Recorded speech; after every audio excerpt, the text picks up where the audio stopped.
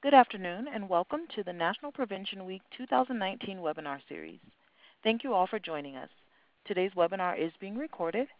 At this time, I would like to turn the webinar over to our moderator, David Lamont Wilson from SAMHSA. Please go ahead, David. Welcome, everyone, and happy National Prevention Week. I am David Wilson. I am a public health analyst at the Substance Abuse and Mental Health Services Administration, or SAMHSA. I also work in the Center for Substance Abuse Prevention, also known as CSAP, and today I am your moderator as well as being the coordinator of National Prevention Week. I am so excited about this webinar. As preventionists working to address youth substance use, it's rare that we get a chance to actually talk to young people and learn how they really feel about prevention.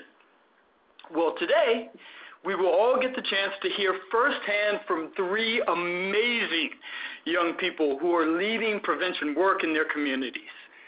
As we all know, peer-to-peer messages are powerful tools that can help to dispel common myths that teens have about substance use. Research shows that youth respond to individuals they can relate to, aka other youth. Today's panel of youth prevention champions will share how they are using their creativity and energy to engage other teens in substance use prevention. I will also share some exciting updates about SAMHSA's Tips for Teens series, and at the end of this incredible discussion, I will have a surprise for all involving National Prevention Week 2020. Now, for today's conversation, I am teamed up with my colleague from the National Institute on Drug Abuse, Mr. Brian Marquis. Now, Brian joined the Office of Science Policy and Communications in 2002 as the Information Center Manager for the Public Information and Liaison Branch. He is now the NIDA Public Liaison Officer and connects with other organizations across the country with the help of NIDA publications and websites. Now, prior to joining OSPC, Brian worked at the Agency for Healthcare Research and Quality Publications Clearinghouse and as a contractor at the National Heart, Lung, and Blood Institute. Now, I am looking forward to hearing and seeing more about Brian's work on NIDA's National Drug and Alcohol Facts Week here shortly. But before we get into that, I have a few quick housekeeping announcements. One, I will pose questions to our panel after they introduce themselves, but please, please, please feel free to use the chat pod to send us your thoughts and your questions throughout the entire webinar. Two, this webinar is recorded and will be available on SAMHSA's YouTube channel. Now, if you have colleagues or coalition partners who weren't able to join us, they can access it on demand once it's available.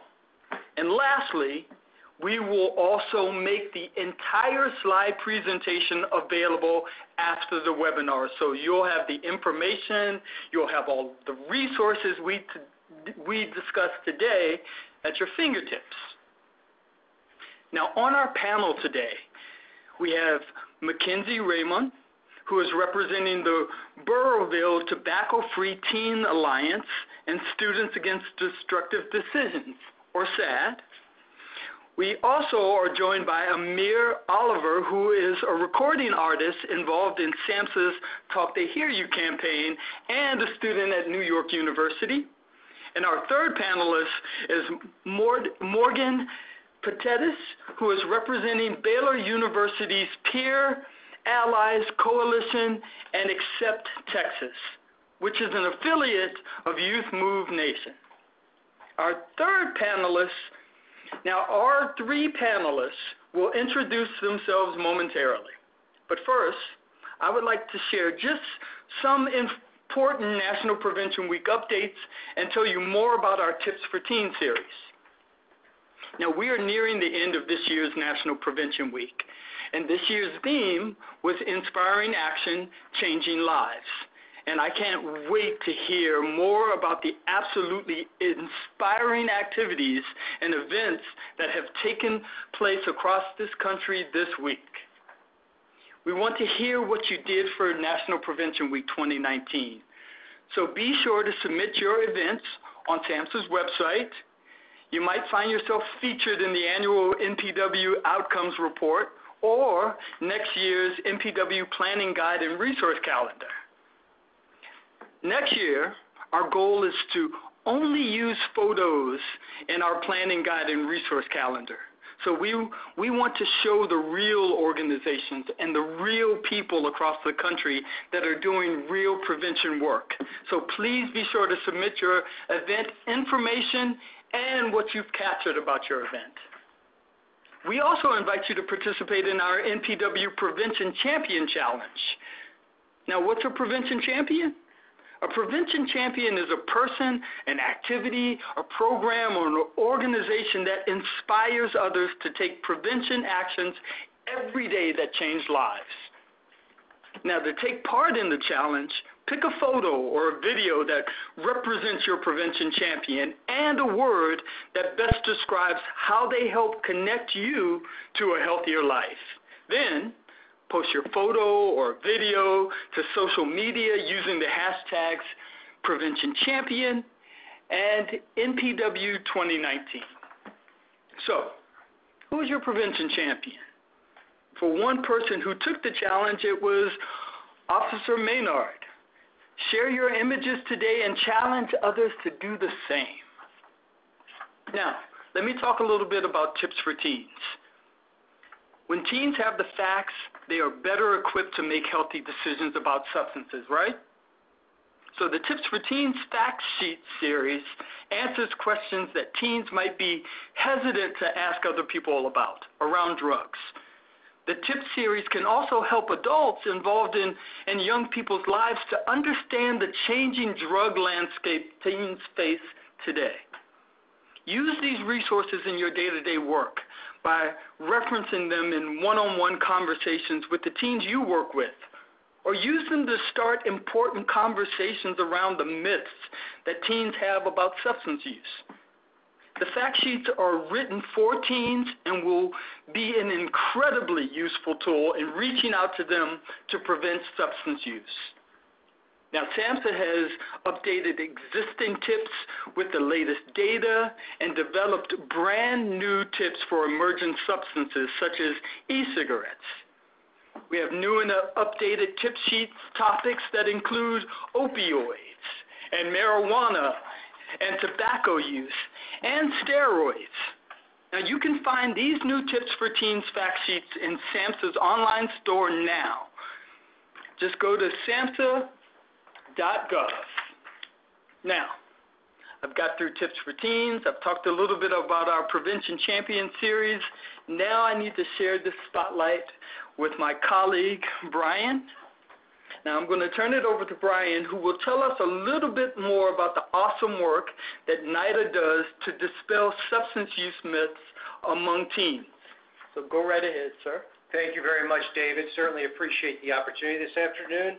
It's a great pleasure to be with you. As David mentioned, I'm from the National Institute on Drug Abuse, and we are one of the partnering agencies, as well as a federal agency, one of the 27 institutes and centers that makes up the Federal National Institutes of Health. And so I'm here this afternoon because I'm going to talk to you all a little bit about how NIDA reaches youth and many of you all who are actually part of this webinar this afternoon. And so this does give me great pleasure to talk about Drug and Alcohol Facts Week. It's actually our 10th anniversary this year in 2020, so we're thrilled with that. And we've seen some tremendous growth of National Drug and Alcohol Facts Week throughout the years. So let's talk about moving the needle across all grades, 8th, 10th, and 12th grades. And this is coming from our annual Monitoring the Future survey. This is great news. We've been able to show that past year use of heroin, methamphetamine, cigarettes, and synthetic cannabinoids are near historic lows since the 2000s. So please give yourself a pat on the back. You all are doing some great work out there, and we certainly appreciate that. So one of the things that I'd like to do is ask you a question. Are you familiar with National Drug and Alcohol Facts Week? Take a few minutes, take a few seconds, and respond on the screen.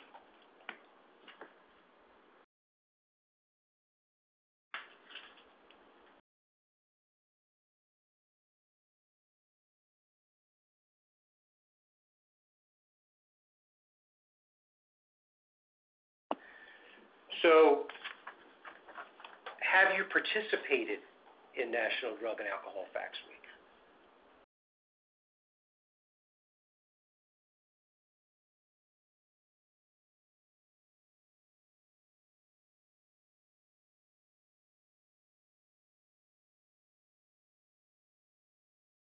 Excellent. So it looks like this is actually what I expected based on the audience. So this is terrific.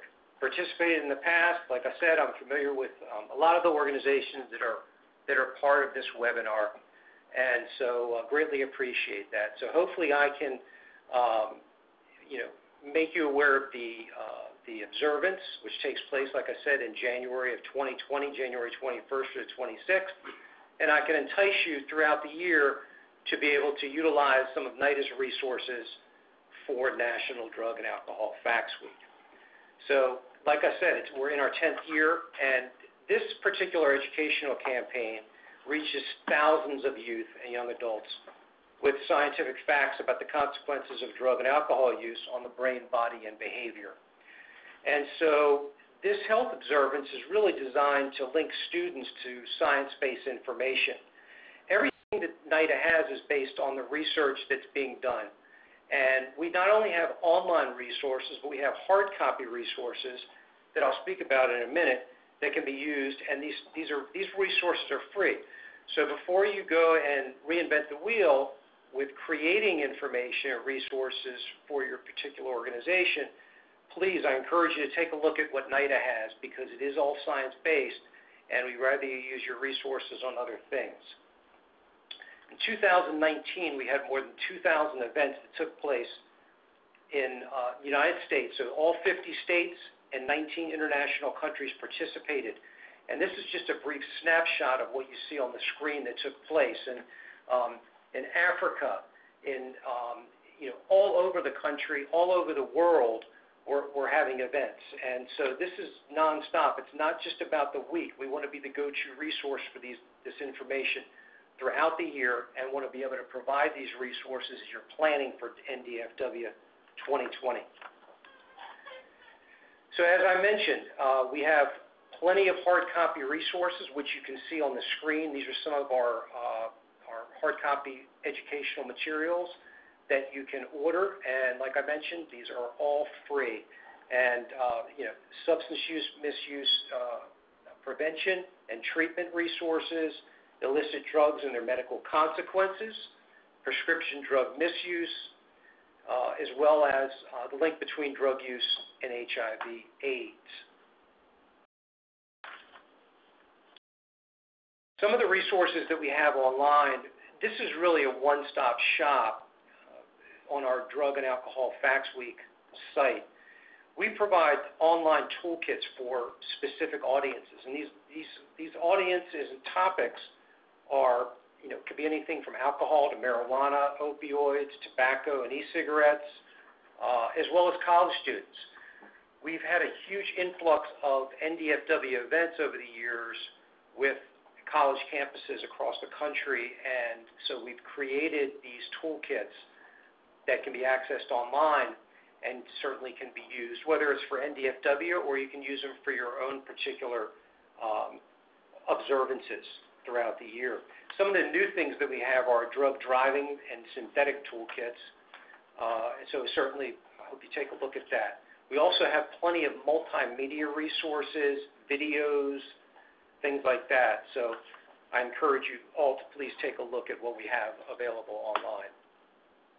Like I mentioned, the hard copy publications, the signature publication for National Drug and Alcohol Facts Week is our Drugs Shatter the Myth booklets. we can't keep these on the shelf, and so certainly they fly out the door, as you can imagine. And we see that during different months throughout the year.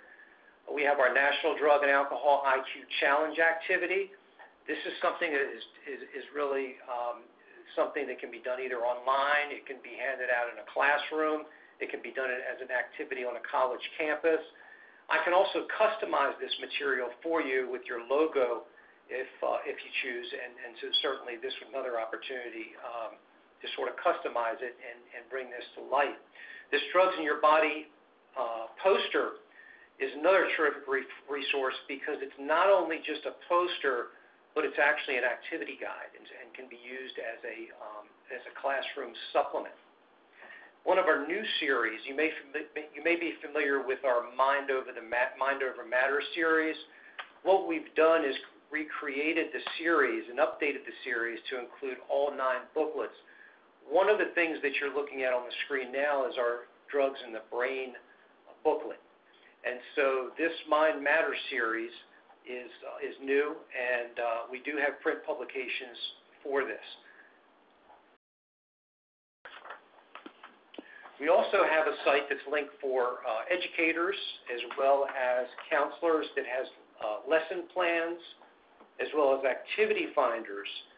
And so this is updated very frequently, and we want to be able to meet the needs of educators, counselors, and each month a featured lesson is prominent on the site. And we also have on our drug facts pages information about different drugs, links to related blog posts, and specific activities for teachers. These pages are routinely updated and include the latest facts and findings. So just a quick recap. We are here to be at your service. We will help you generate ideas, register and plan your event, connect you with the scientist in your area, as well as provide materials that you may need for your events. I will respond directly to you if you send an email to the drugfacts@nida.nih.gov. If you have any questions, feel free to shoot me an email, and I will get back to you. So certainly look forward to your participation, and please mark your calendar for the next National Drug and Alcohol Facts Week, which takes place January 21st through 26th of 2020. And certainly follow us on social media. You know, this is just supplemental information for everything that we do as a federal agency. And so we want to be sure that around the clock, you know that our resources are there. And, you know, collaboratively, we're working with all of our federal partners and want to be sure that we can provide resources. If we can't provide them, maybe SAMHSA can, or maybe one of the other federal agencies will as well. So certainly appreciate the opportunity, and I look forward to sharing a little bit more information with everyone down the line. Thanks, Brian. Thank you not only for the collaboration that you do with us with National Prevention Week, but for the outstanding work that you do for NIDA with Drug Facts Week as well. Now it's time to learn more about our real superstars of today's panel, our young folks. And first up is Mackenzie Raimond. So welcome, Mackenzie. Hi, thank you so much.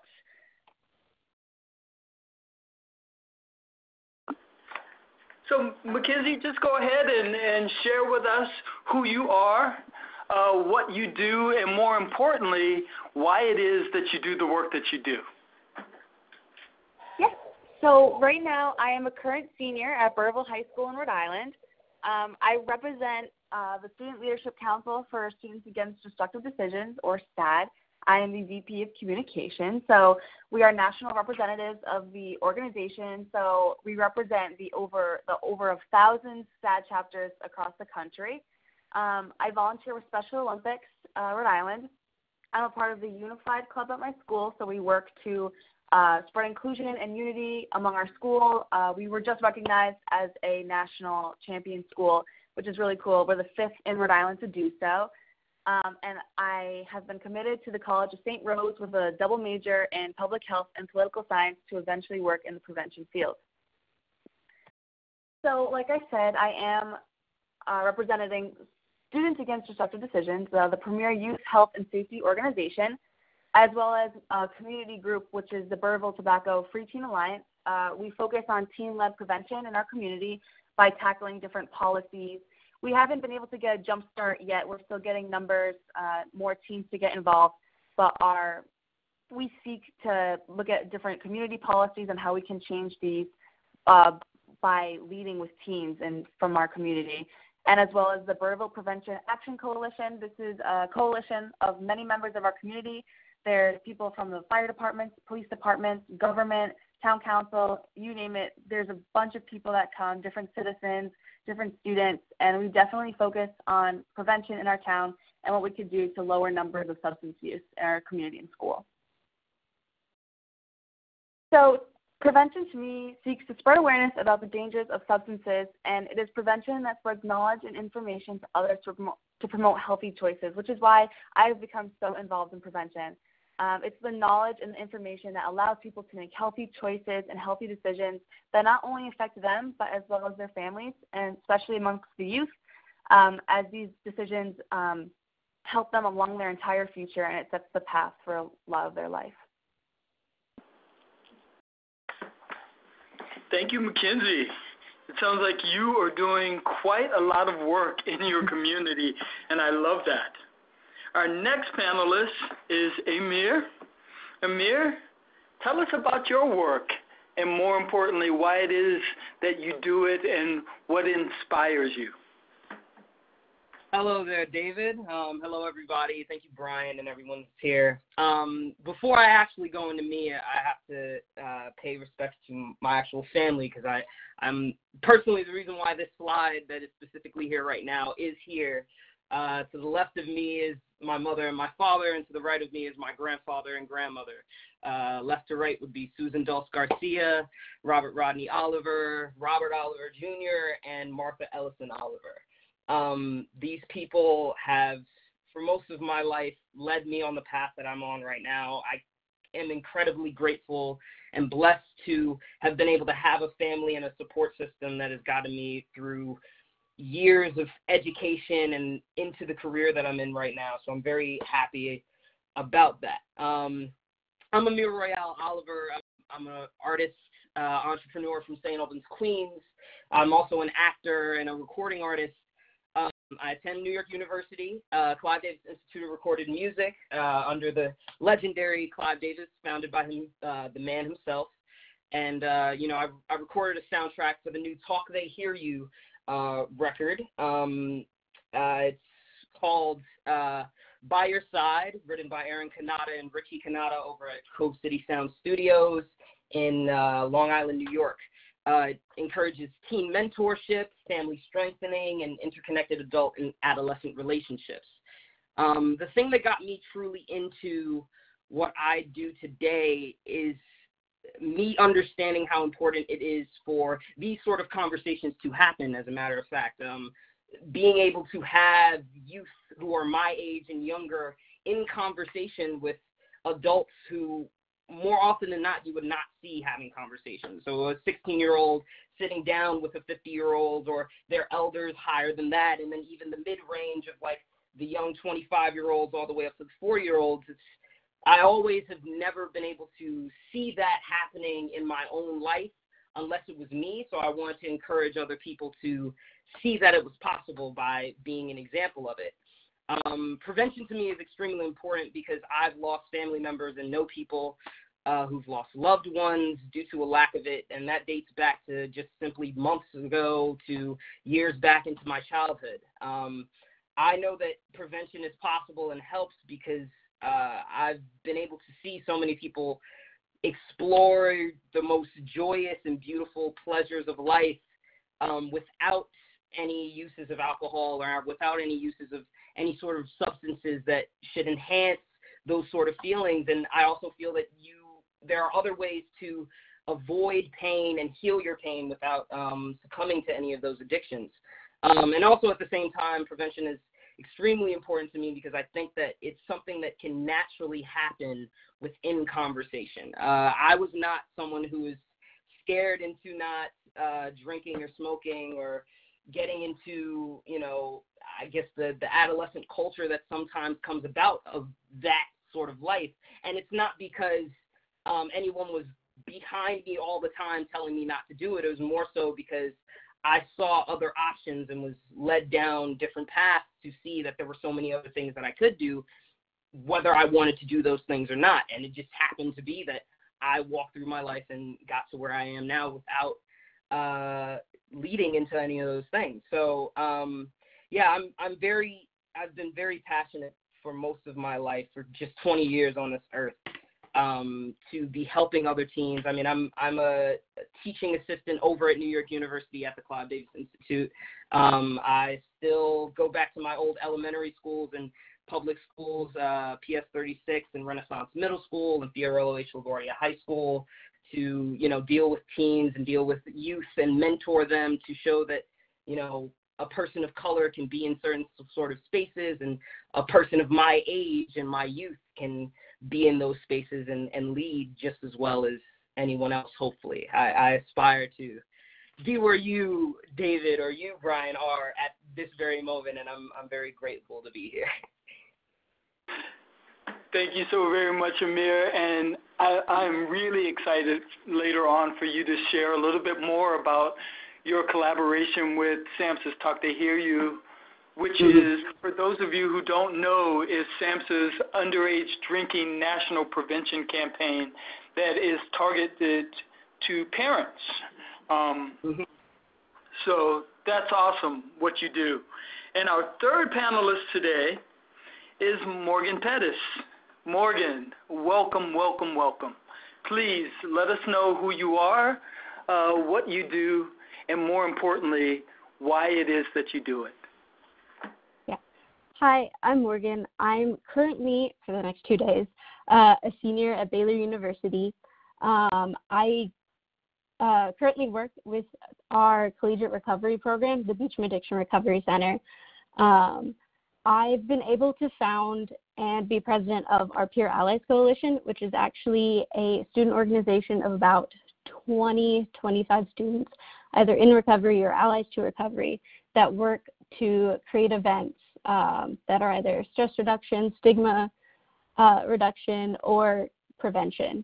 One of our biggest prevention events that we do throughout the year, during Alcohol Awareness Week, we will go around campus and we'll hand out little flyers like the one that's up on this screen that has a anonymous screening test for students to go on and figure out what their relationship is with alcohol. And then from there, we give them, and also the link will give them resources on campus. So we also partner with other organizations such as Active Minds, Peers Against Tobacco, and Angel Paws, which is a therapy dog, in order to make our collegiate recovery program as open and welcome to anybody on campus or in the Waco community. Next slide, please. To me, the importance of prevention is to help minimize the long-term health risks associated with substance use, and also to help educate teens and adolescents on, and as well as their peers, on what substance use disorder is, and then help adolescents develop healthy coping mechanisms, which I wish I had the education and the coping mechanisms back in high school before I discovered sobriety and collegiate recovery. But that's it for me. Thank you so much, Morgan. And I think your perspective is going to be really, really rich for our discussion today. So as all of you can see who have joined us, we have a really amazing lineup of not only creative, but very passionate youth prevention champions. And so Brian and I just really cannot wait to dive in to the questions that we have for our panel. But I will encourage all of you to also, as we're going through this dialogue with these three amazing young people, to please keep posting your questions on the chat pod. So I think we're going to start with Brian and what his first question would be. Excellent. Thank you, David. So One of the questions I have is, what is the biggest challenge you experience regarding substance misuse prevention in your community?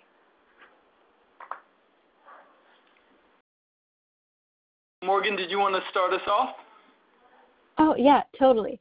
I think one of the biggest challenges that we face is actually stigma around substance misuse.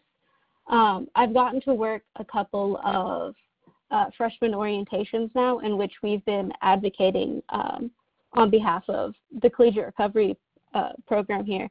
And we've had a lot of parents who just, parents and students who don't understand why we need to have a collegiate recovery program on campus or why students would seek the resources that we have, because many people see college as a time of heavy drinking and potential drug use, and it's just the normal college atmosphere. So one of our biggest challenges is trying to overcome that and show people that, like, there's healthy ways of drinking, but there's also unhealthy, and that our campus provides resources for anybody who's in need. Nice. Thanks, Morgan. Amir, what would you say would be the biggest challenge that you face? I definitely agree with Morgan. There's this huge stigma that surrounds substance abuse and those sort of conversations. And I guess for me, one of the personal things of growing up through my life and seeing in my community is that often there was never as much education about it in my community either, about how to traverse those sort of issues if they ever came about, especially not even as someone experiencing it yourself, but how to help someone else, whether they were your age or older, kind of traverse that. Because I often, growing up through middle school and high school, knew a lot of different people who would be getting into substances, and whether it was okay for me to speak to them or speak to someone about it, I never really knew if it was okay, because there was never really a conversation from someone older or someone my age to be able to do that. So yeah, I definitely say that the stigma of it has been some of the hardest sort of conversations that I've had around it for most of my life. And Mackenzie? Yeah, so like Amir was saying, same thing. A lot of the parents and adults in my town or in my community, they some of them don't have as much of an understanding as some would like to say. So like a lot of students at my high school, because we're such a small school, a lot of their parents have no idea what they're doing. They don't have conversations with them about what the dangers of the substances are that they're putting into their body, or how this can lead to bad decisions in their future and stuff like that. So there's no conversation, there's no link between parents and students when it comes to that, and I think that's a huge problem, especially with our in-school prevention initiatives that we're taking, especially with groups like SADDI. We give all this information, but a lot of students know that they're getting away with it because of the lack of education of prevention and of different substances. So a lot of them, especially due to peer pressure, know that it's bad.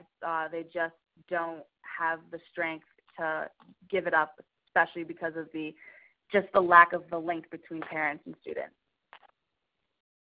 So Mackenzie, you actually give me a good segue into the first question that I wanted to share with the three of you, talking about information or the lack thereof. What sources do you think you turn to most often for information on substance use? I would say a lot of the time, definitely SADDI has a great amount of resources for teens to use, especially in their SADDI chapters, about how they can spread the word about different substances and how to get that prevention guided in their schools. They also have great parent resources as well on how to engage your parents. And I would say I always also look to NIDA as well, especially with the National Drug and Alcohol Facts Week. it's been a great way to get parents and students talking about the different facts and how mind-blowing some of them are, that we don't realize that this is happening, and this is especially for the youth. A lot of different organizations such as those are ones I always look to provide different facts and statistics, different research information. It really spreads the word and gets the message out there, especially when they're so hard, like hitting home, such as they do. So thank you, Mackenzie.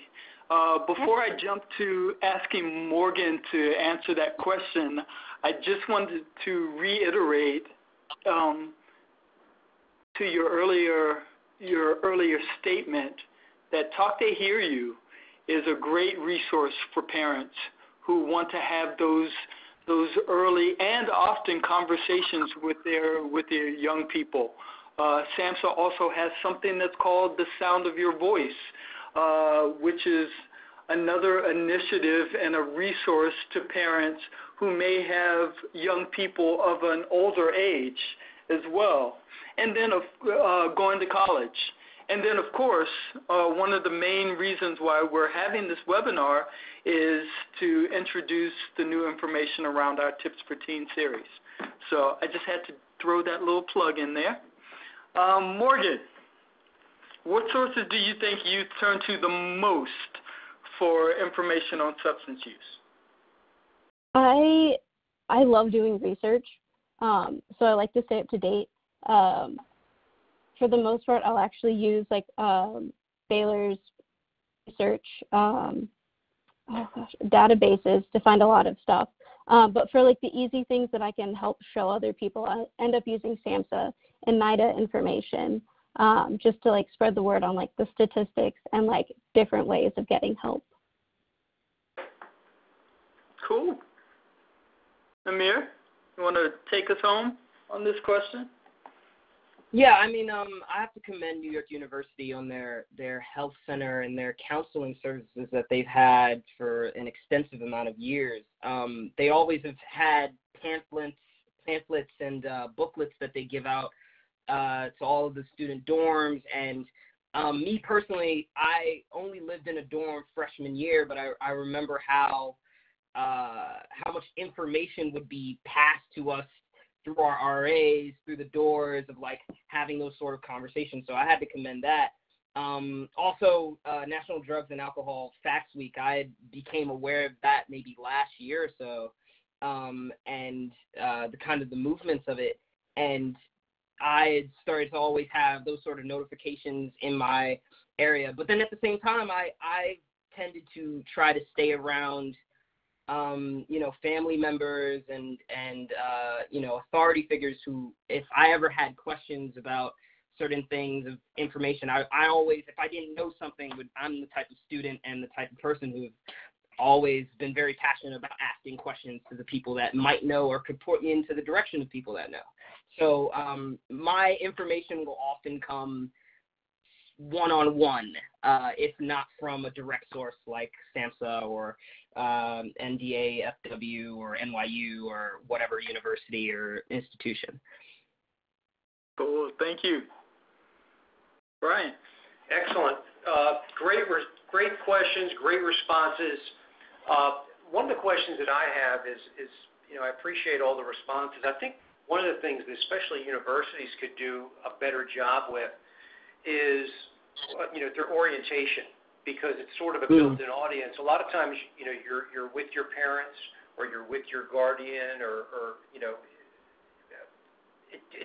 it's that type of fixture where it's sort of the groundbreaking, if you will, sort of lays the foundation for the next conversation or what's going to take place. So I think just taking that back to your universities, another example of ways that we're trying to get information to the folks that can certainly use it. So orientation, certainly student health centers, things like that, for providing this type of prevention information. Question I have is, how do we identify, recruit, and inspire future youth prevention champions to create a healthier world with more drug-free communities?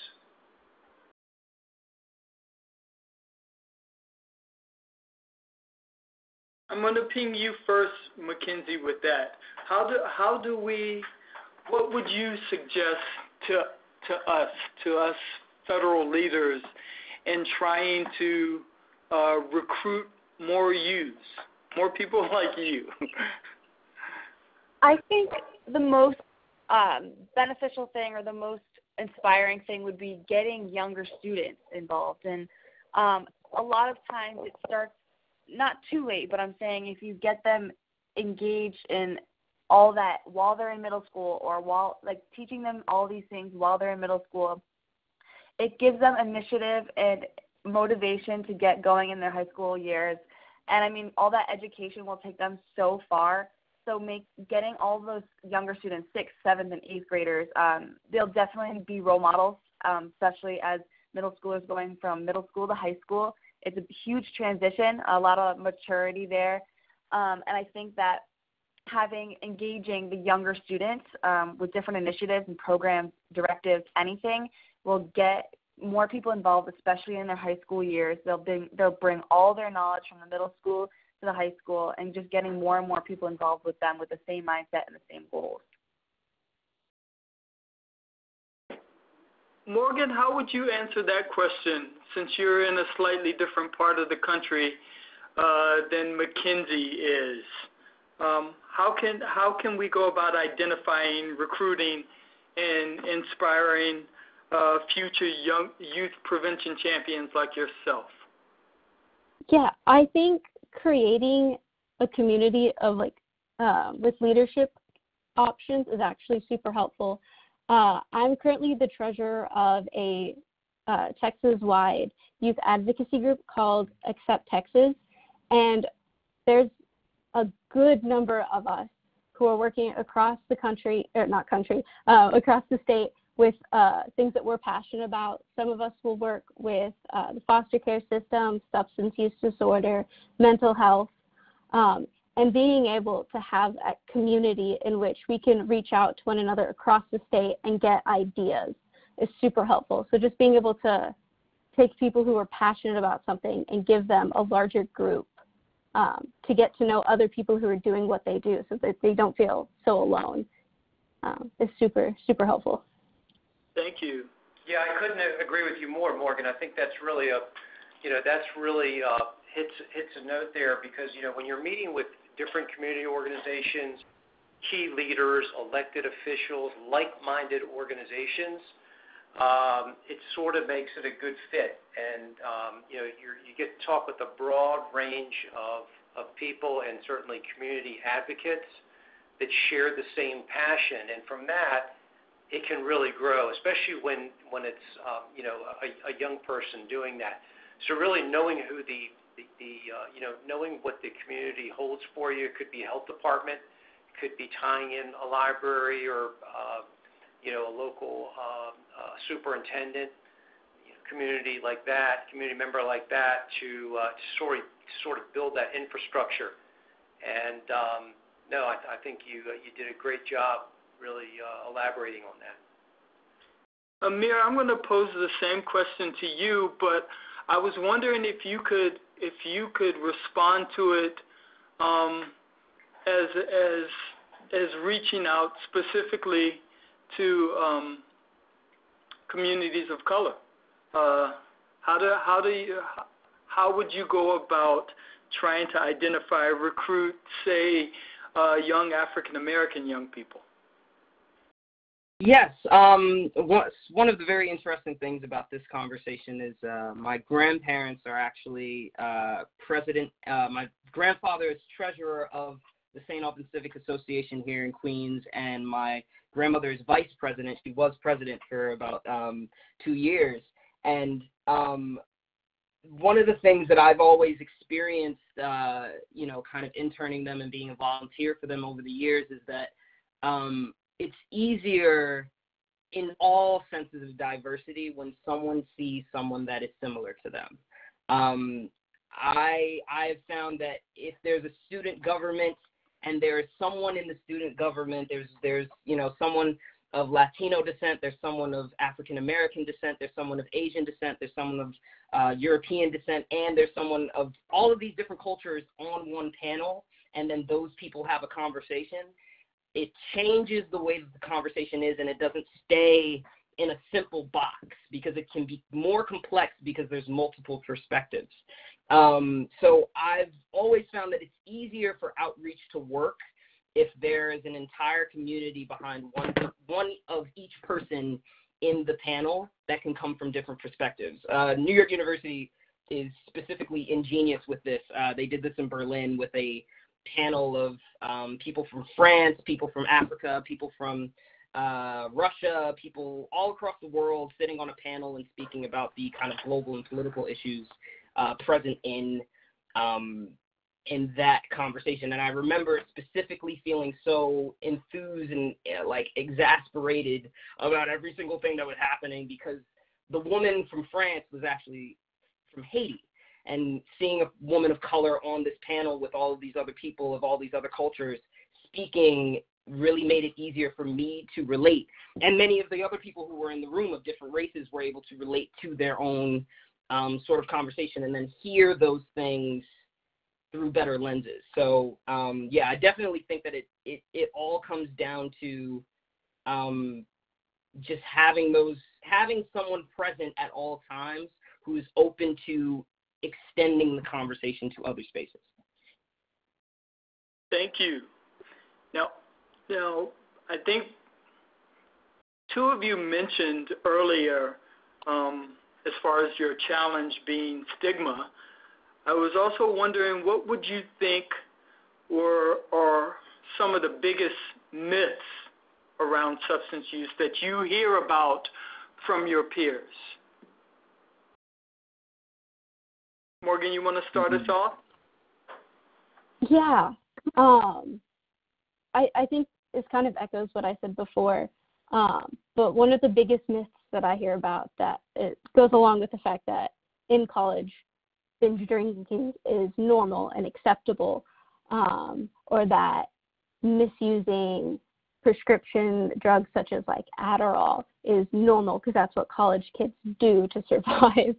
I think those are some of the biggest myths that I get to see on like basically a day-to-day basis.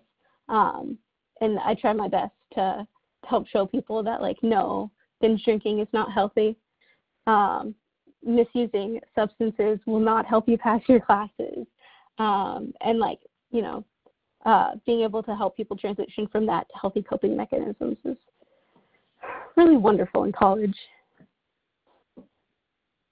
Mackenzie, what are some of the biggest myths that you hear from your peers around substance use?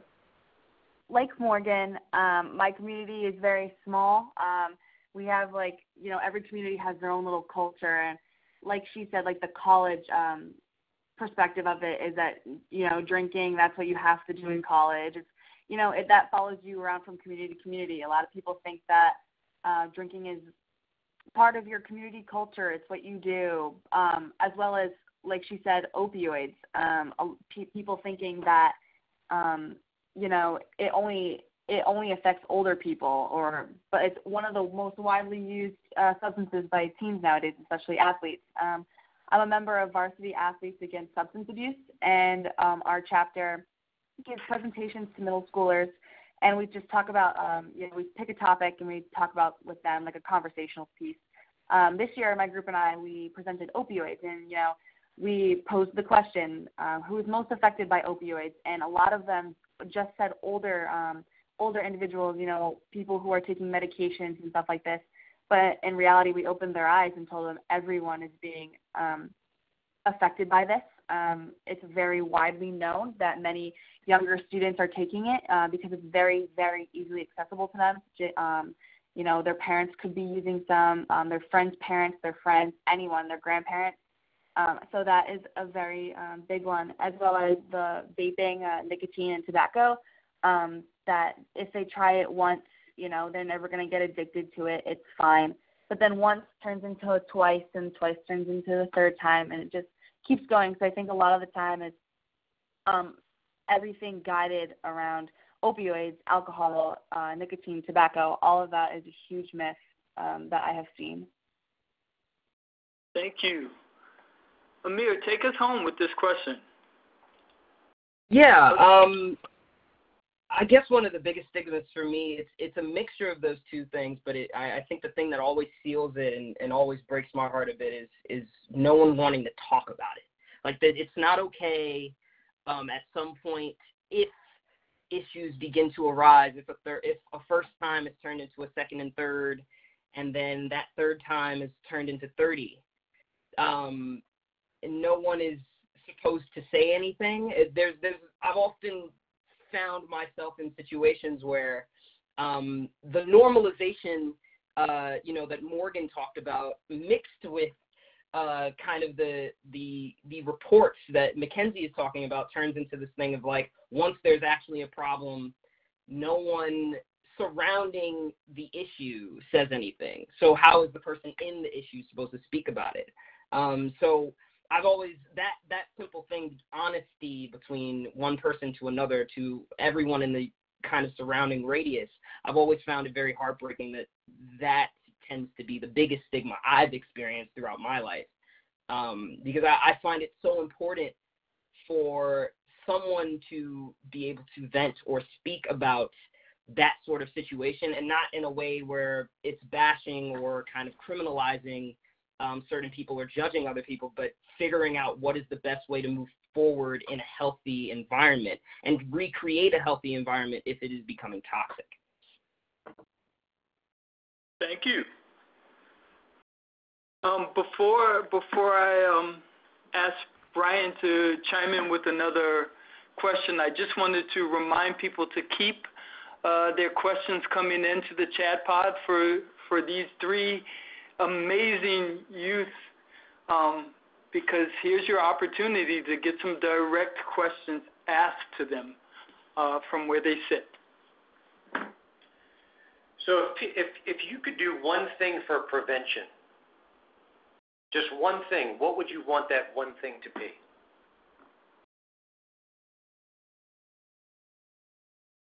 Mackenzie, you want to start us off? Yeah, that's a tricky question.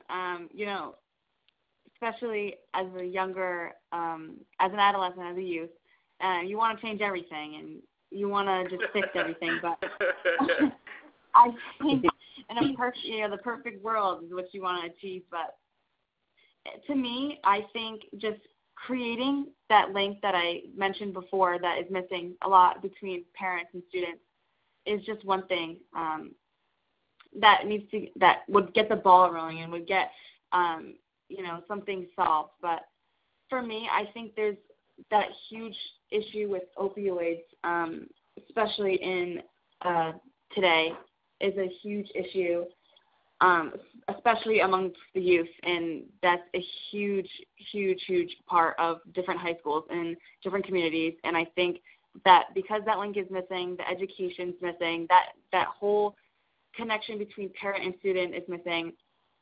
Getting the word out about the opioids, about any substance really, is what will get prevention to really work. And for me, like I said, the opioids is the huge problem that I've seen amongst my community.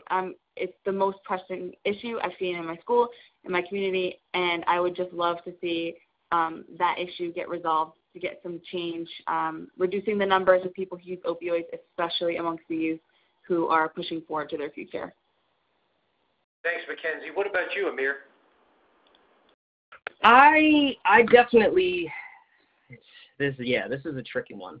I personally would want to find a way and create the link between the 20-year-olds down to the 15, 14, 13-year-olds.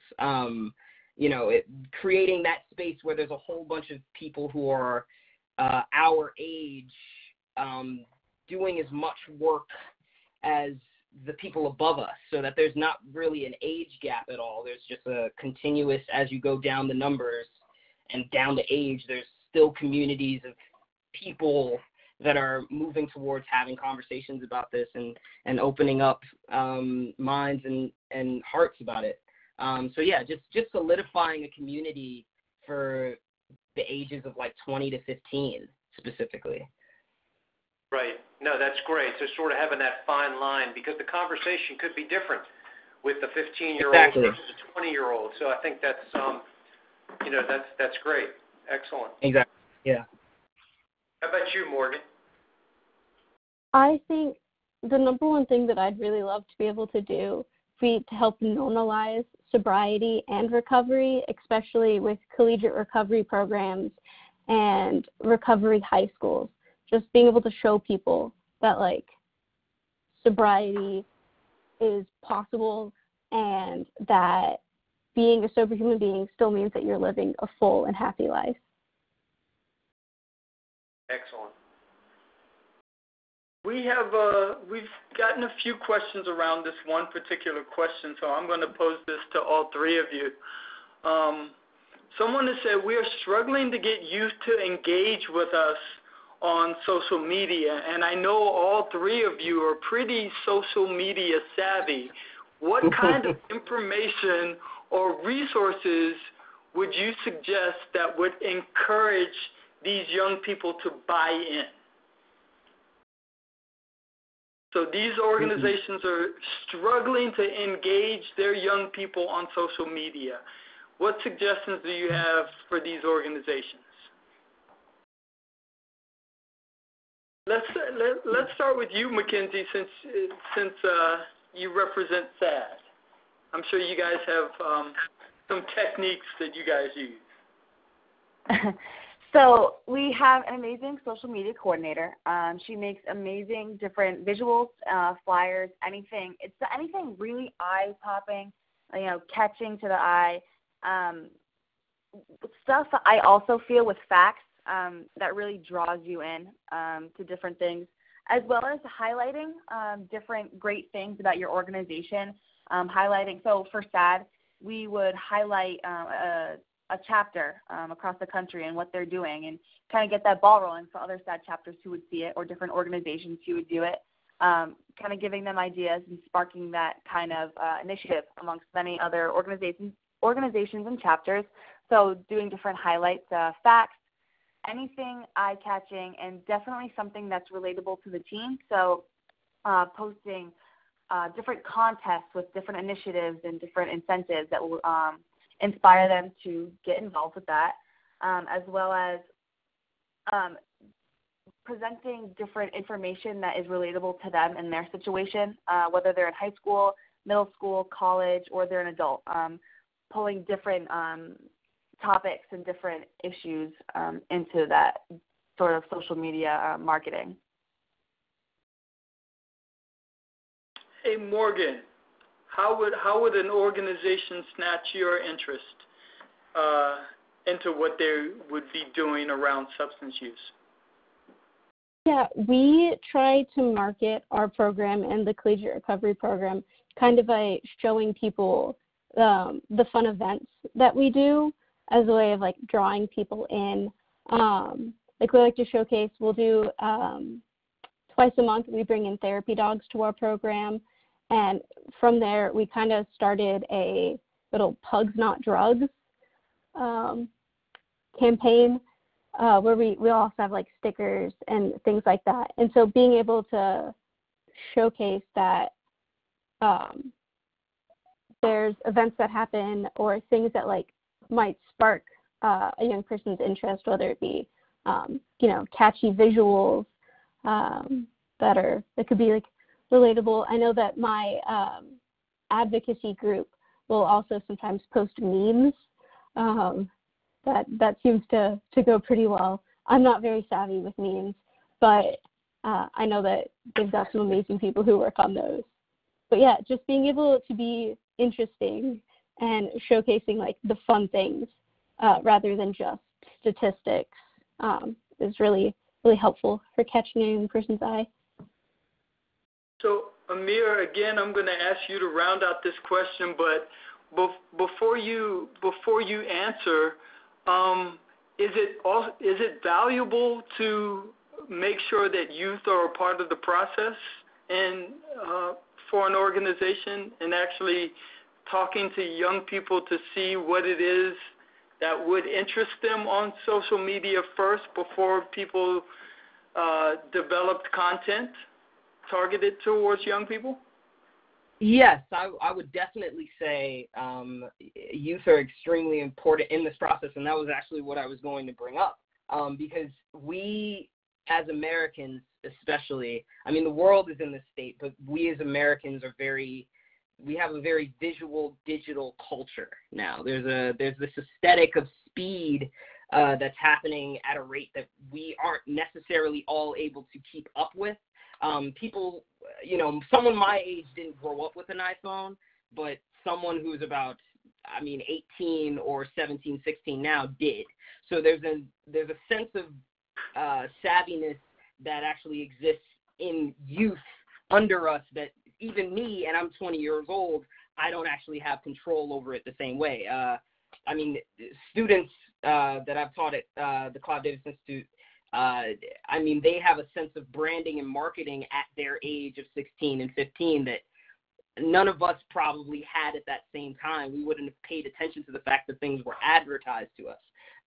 So what I would actually say is one of the things that definitely could help in any social media campaign, but especially things like this, is something that's more authentic to conversation and kind of engagement with everyone on social media.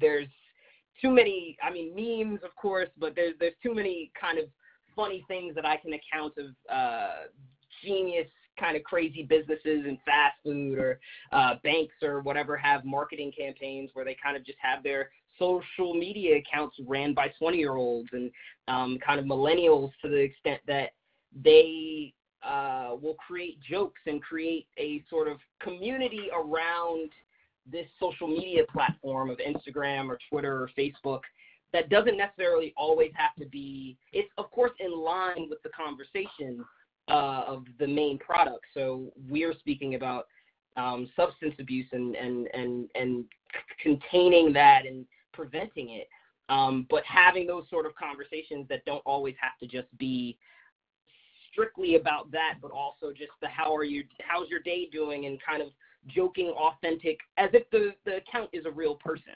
And so I think that's definitely important. It's always nice to have some sort of visual things, of course, as Mackenzie and even Morgan were speaking about, but then past that, there's an authenticity and honesty. There always needs to be some sort of content that's stimulating someone to follow an account that isn't just the information, because we're all three-dimensional, kind of human beings. So that's a great point. Great point. So there's a question that came in your opinion, what do people of a certain age get wrong in working with youth? What do you wish they knew about working with you and your peers, or your peers? I could jump on this one if anyone, I personally think one of the things that many elders or people that are just a couple years older than some of us are can sometimes get wrong, and they don't mean to, because I often see that it's not that anyone means to kind of have a miscommunication in this aspect, but I think one of the most important things to understand is that adults can't do it alone. And I say that in the sense that often adults, and this isn't necessarily adults, but often humans feel like they can do something on their own, and it's their job to kind of relay information and educate and uprise and encourage. And sometimes that's not something that that's sometimes something that my father could not do alone. Sometimes my mother had to be there with him. Sometimes my grandparents had to speak to me differently. It's the type of thing that you, of course, need to be able to speak to a group of students as we are authority figures, but you also have to understand that we don't inherently want to be feeling like we're being treated as the people that don't know something.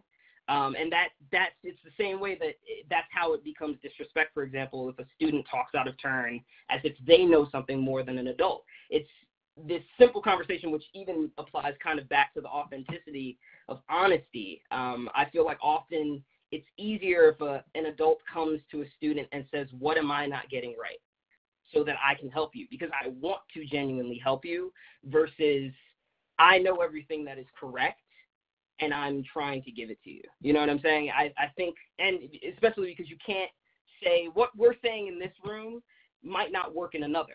And it's only because of the specific people that are in this room. And it's not necessarily that what we're saying is wrong. It's just everyone has their own facts that they live through, where they walk down the street and they understand a specific part of the world. You're not going to balance that conversation and understand that other people see the world differently.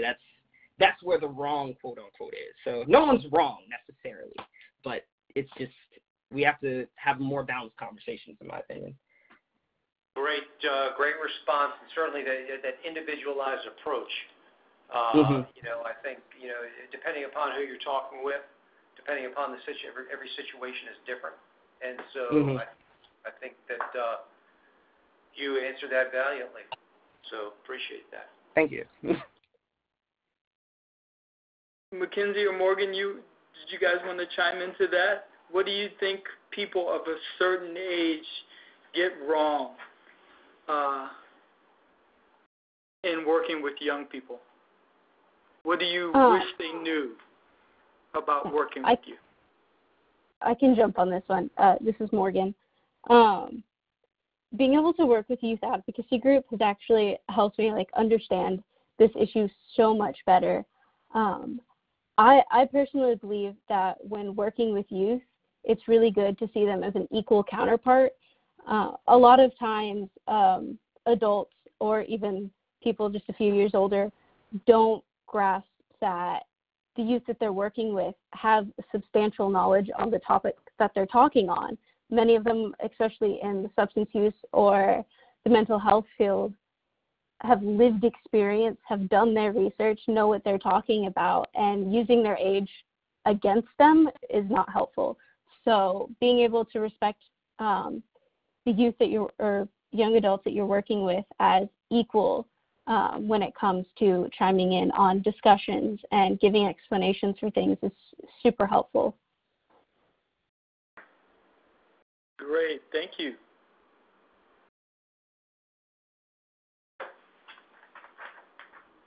Question for the speakers. What skills or knowledge can we equip our young or youth leadership with to be effective in enacting change with their peers? What skills or knowledge can we equip our young people or our youth leadership with to be more effective in enacting change with their peers? Morgan, you want to start us off?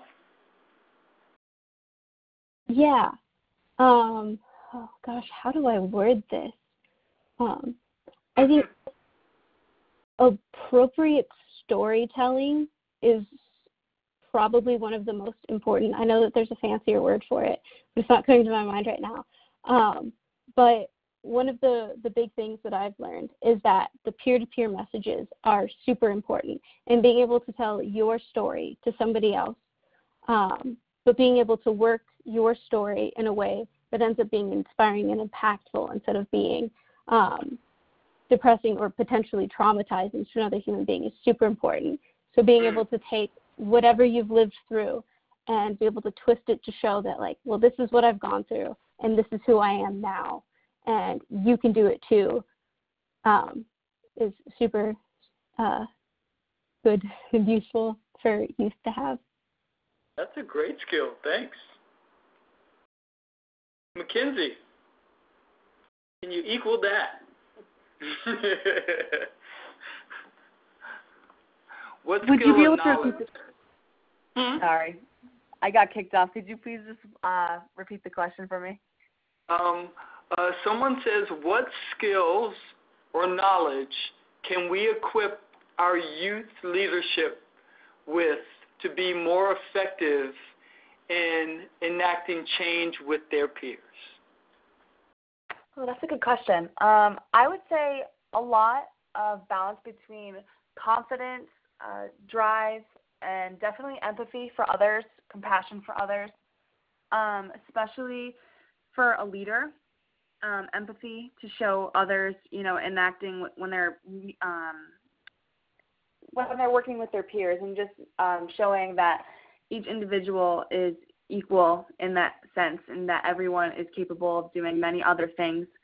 And I think this also goes for anyone. So if you're spreading prevention, if you're using prevention in your schools, in your community, anywhere, it's great to have that sort of feature and that trait that can get you to connect with other people, and to use their experiences and to use their role as someone that can change this kind of that could lead their prevention efforts to others.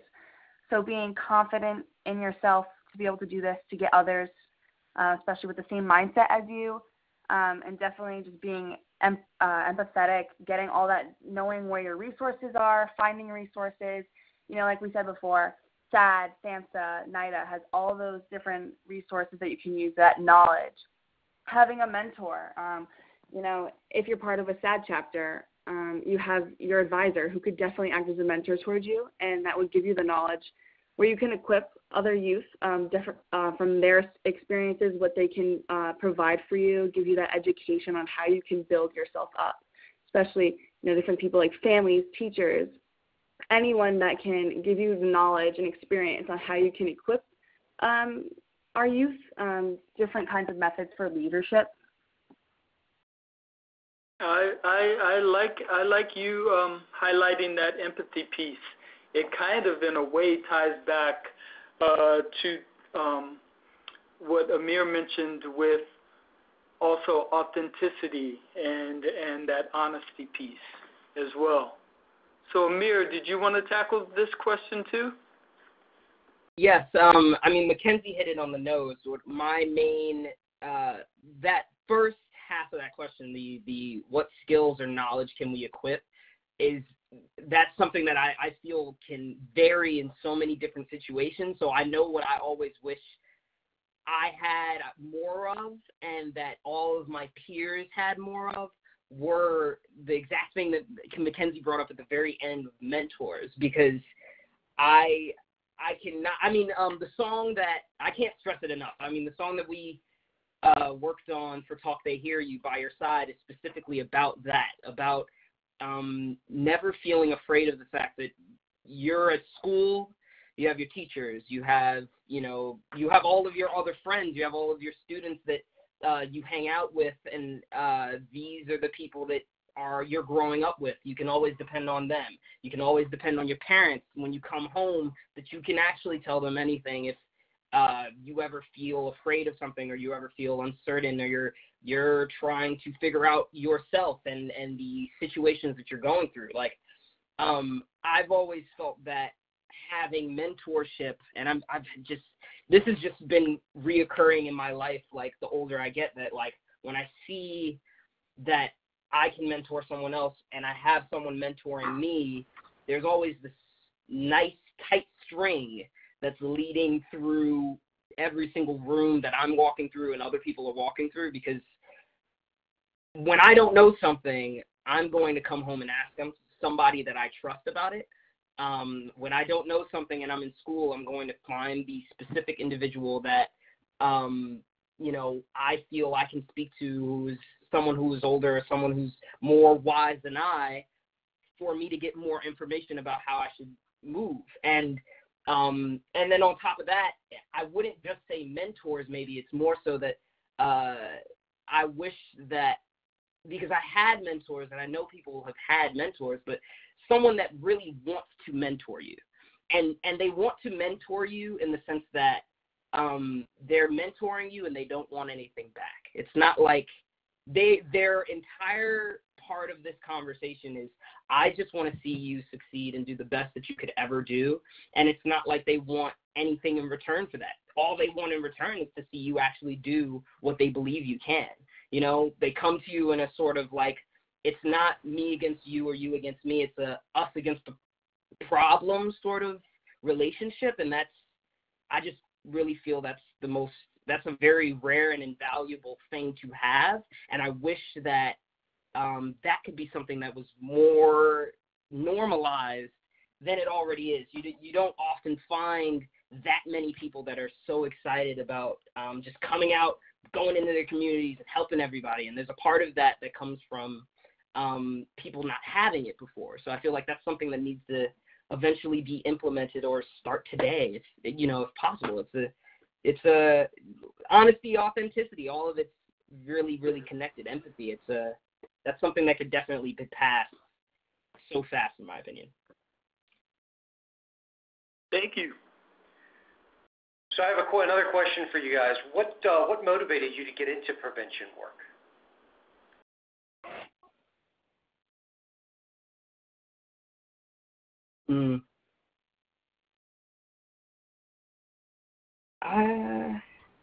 I'd say it was definitely my grandmother. And I just got inspired. My father was an artist, so I always was into art, but I found my own sort of way through that. But my grandparents specifically were always very into activism and advocacy for the growth of society. And, my grandmother had been a social worker for almost 30 plus years, and she'd been Jamaica Queens just helping so many people. And so I always found that I loved the fact that she could help people by just having a simple sit-down one-on-one conversation with people. And that became so important to me as I got older, because I just recognized the more that I could involve myself in helping other people, that things would be okay. I might not be able to help 50 plus people at the same time, but I could help one person at a time, like walking down the street and meeting someone, sitting in a classroom and learning from someone, speaking to someone younger than me or speaking to someone older than me, 1 second at a time. Those things, I just got inspired from knowing that, I could be someone who is my age that could be an example of it, because like I've said so earlier in this event, like I always never felt like there was someone that I was looking at that was my age, or there was someone that was just a little bit older than me that was trying to do all the things I saw the adults doing and helping them do it.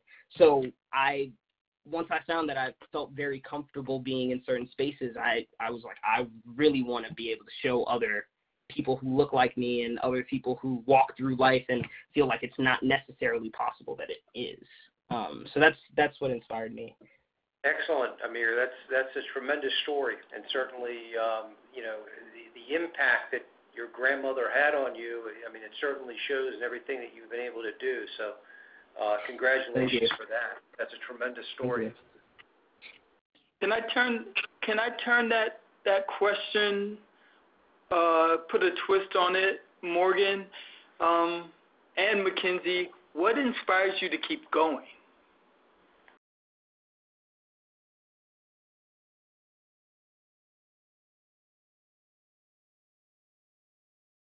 Morgan, you want to start us off?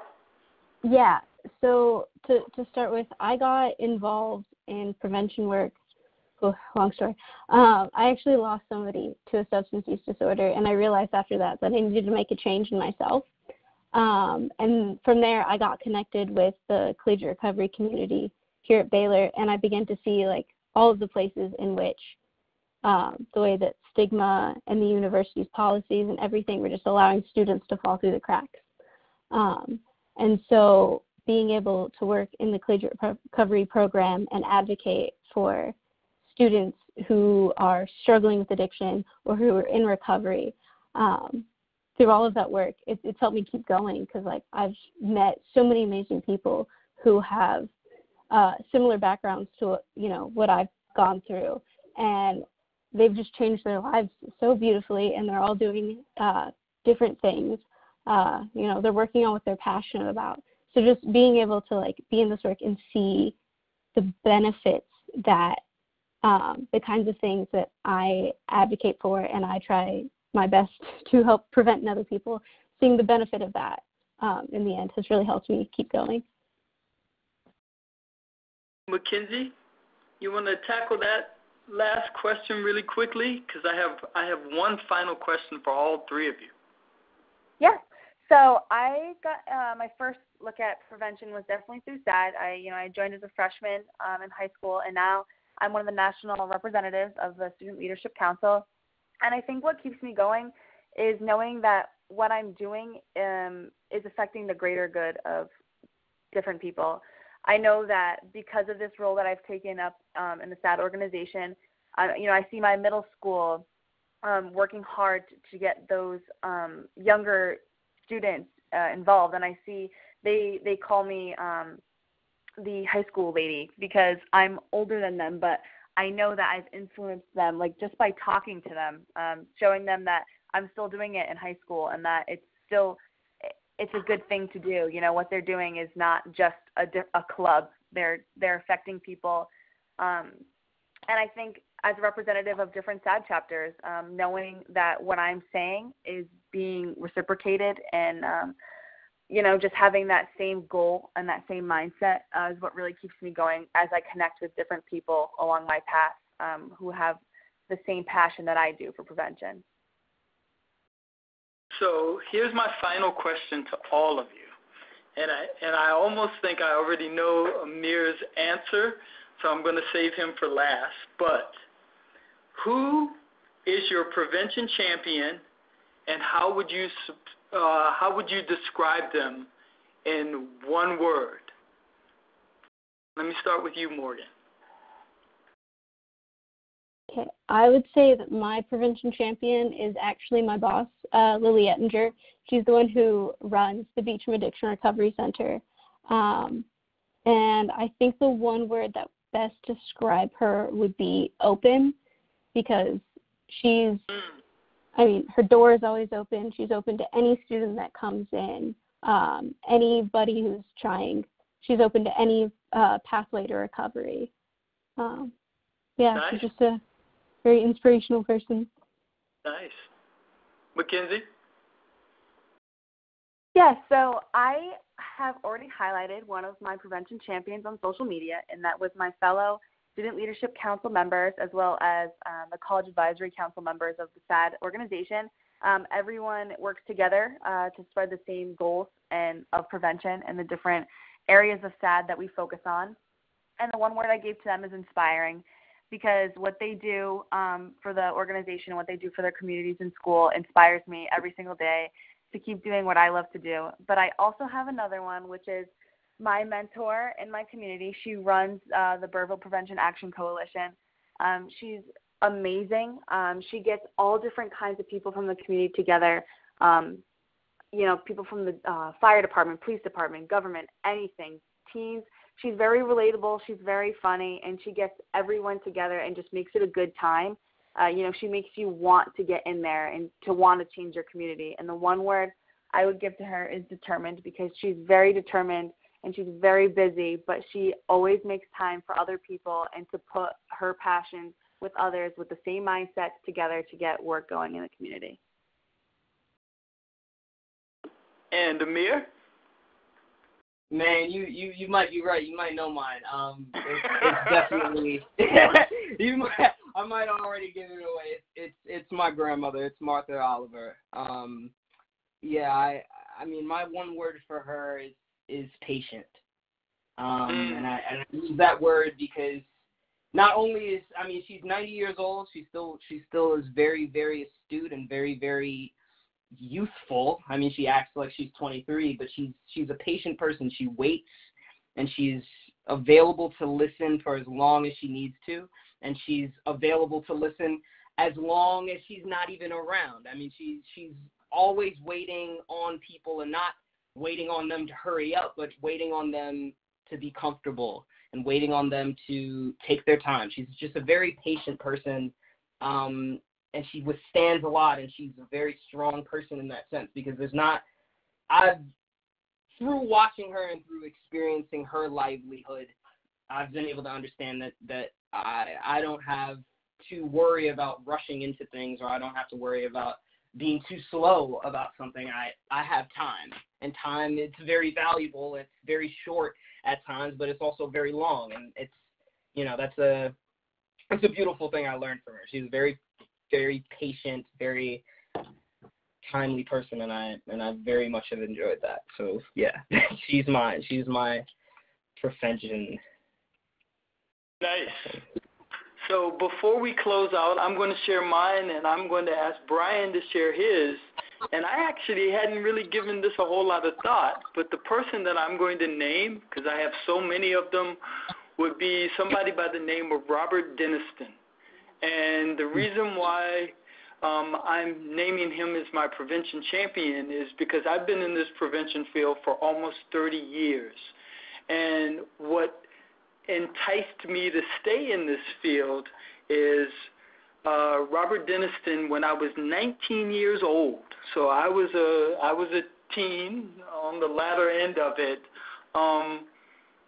thought it was very, very important with all of the innovative work that he was doing for what was then the Office for Substance Abuse Prevention, was to include a young person's voice into all of the groundbreaking work that the prevention field was trying to do at that time. So Robert Denniston is my prevention champion, and the word that I would give him would be innovative. Brian? So my prevention champions are all of you who took the time this afternoon to be part of this webinar. I think this really shows the innovative and forthright gestures that you guys take your time day in and day out to participate and sort of work in your communities and be the leaders that you are and try to gain the knowledge that we're providing to you as federal agencies. And so, I think with that being said, keep doing what you're doing. This is a very important initiative, National Prevention Week, along with all the other health observances that surround themselves around substance misuse and mental health. This is really critical, and so we couldn't do this job without you. And one of the things that I always say, especially with all the organizations that I work with, it really is important and it's pivotal to provide us with feedback and to make sure we know what resources you need in your communities to do your job, so we can work together to get you what you need. So I think with that being said, really appreciate the opportunity and certainly keep doing what you're doing and for being on the webinar this afternoon. So thank you again very much, David. Thank you. Thank you. And I want to echo what Brian said. Thank you guys for the rich discussion that we've had today. And before we wrap up today's webinar, as I promised, I have a big announcement to share with you guys. As we are ending National Prevention Week 2019, I'd like to unveil our 2020 National Prevention Week theme. If I had a drum roll, I would be drumming it right now. But our theme for 2020 is Prevention Happens Here.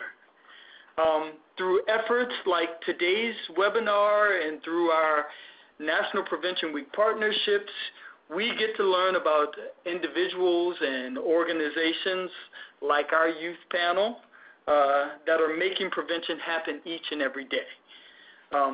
Substance misuse prevention begins with each of us. Prevention happens when two people discuss their mental health. Prevention happens when a community talks about the consequences of underage drinking in a real and authentic way, as Amir would say it. Prevention happens when teens share ideas about how to avoid marijuana and e-cigarettes and pills at parties. Prevention happens here. Means we all have the power right now, every day, to foster a healthier future for ourselves and those we care about. So prevention happens here is our 2020 theme. Now, we hope that the information shared during this webinar has been very valuable to each and every one of you. So please tell us what you thought about this webinar by filling out the post-meeting survey that will pop up once this meeting ends. As you can imagine, your feedback is very valuable to us, and it also helps us plan our future webinars. Here's my contact information. Please feel free to reach out to me with any National Prevention Week questions that you might have. Please reach out to Brian, as he mentioned earlier, if you have any questions about NIDA's Facts Weeks. And lastly, thank you all for joining us. And I hope you have a very wonderful rest of the day and a very wonderful rest of National Prevention Week 2019. And ladies and gentlemen, this does conclude today's conference. Thank you for your participation. You may now disconnect.